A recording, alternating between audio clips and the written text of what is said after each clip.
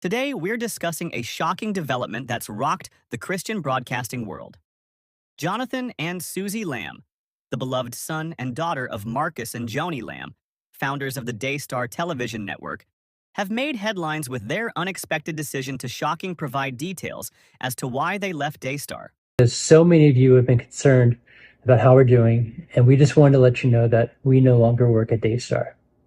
A lot has been going on over the last couple of years that we just couldn't talk about. But we've given over all of our evidence over to multiple reporters, including the police department. Daystar was contacted for a comment by the journalist Friday, November 15th, and then I was subsequently fired the following day, November 16th. Some scary things happened, being followed, private investigators, intimidation, threats. When you bring things to the light, things, get better. So that's what we did. Absolutely. Right now, Suzy and I are at an undisclosed location because we simply do not feel safe at our home. For those of you unfamiliar, Daystar is one of the largest Christian television networks in the world, and Jonathan and Suzy have been integral to its success.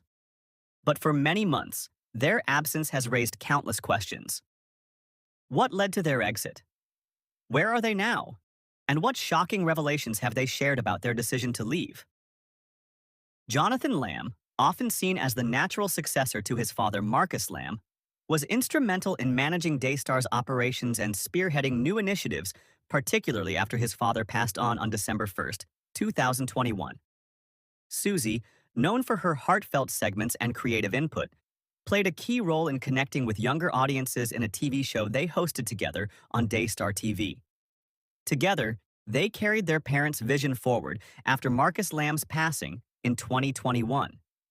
But as of mid-2024, Jonathan and Suzy Lamb are no longer part of Daystar.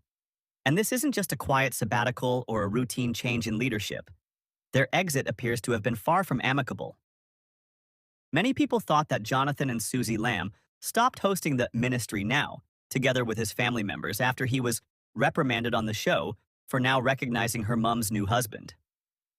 Joni Lamb got remarried on June 10, 2023, to Dr. Doug Weiss, a psychologist, marriage and sex therapist, and recovering sex addict, who recently divorced his wife of more than 3 decades, Lisa.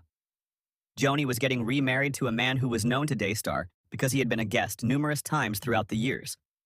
The wedding was officiated by Pastor Jimmy Evans. Contrary to people's speculations, the evidence Jonathan shared with Julie Roys is not related to his mom's marriage to Dr. Doug Weiss.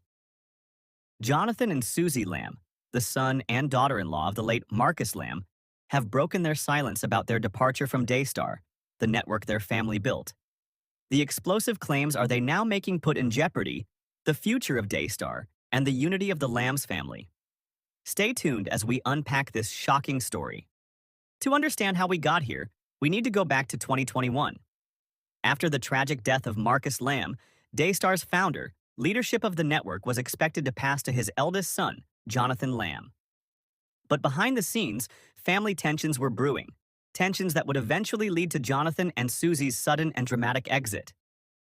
In an email sent just before his death, Marcus Lamb changed Daystar's leadership plan, naming his wife Joni as the network's president instead of Jonathan. Jonathan now claims this decision was made as a form of punishment after he raised serious allegations against a family member, allegations that would set off a chain reaction of conflict, investigation, and heartbreak.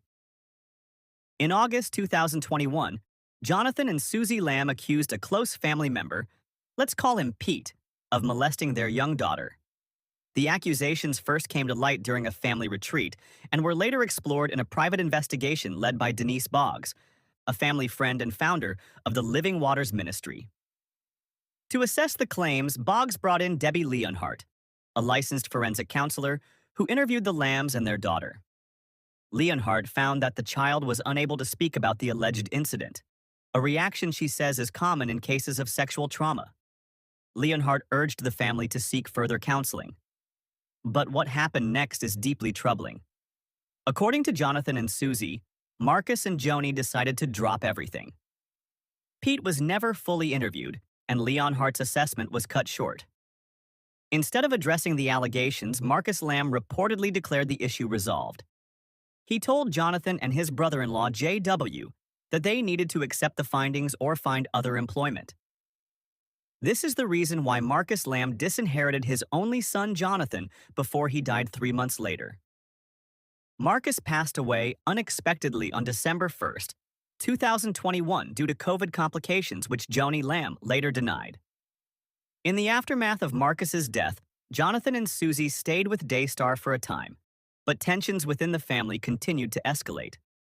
After Joni Lamb got remarried, Jonathan and his wife were fired from hosting their shows on Daystar TV.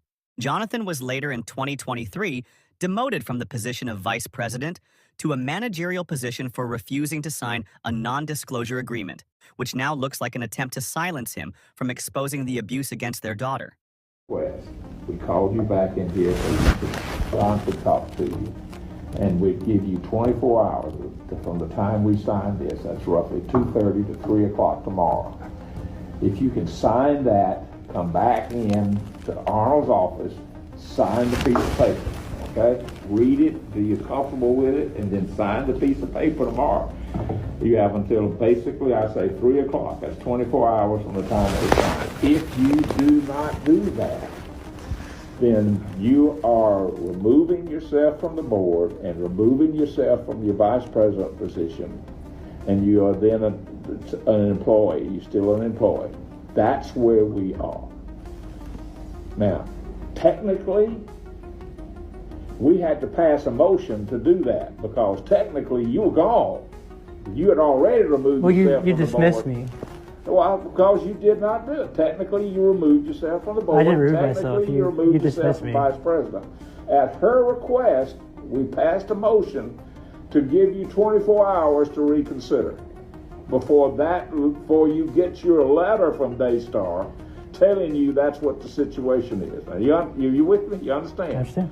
So until 3 o'clock tomorrow, you have to go home, pray, talk, do whatever you want to, then come back into Arnold's office and read that until you're comfortable to sign it or not sign it. Okay. And if you sign it, then we are bound, you're bound by it just like the rest of it. If you don't sign it, you have removed yourself from the board and removed yourself from the officer of Daystar.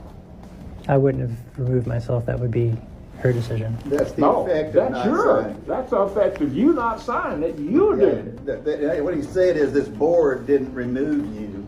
Your decision not to sign this is what's going to remove you.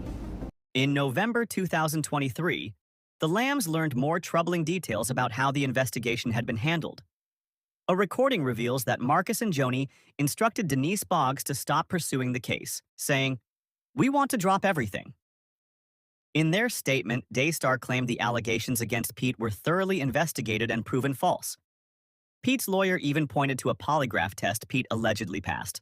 But Jonathan Lamb has raised serious questions about this claim, noting that Joni's new husband, Doug Weiss, owns a polygraph company.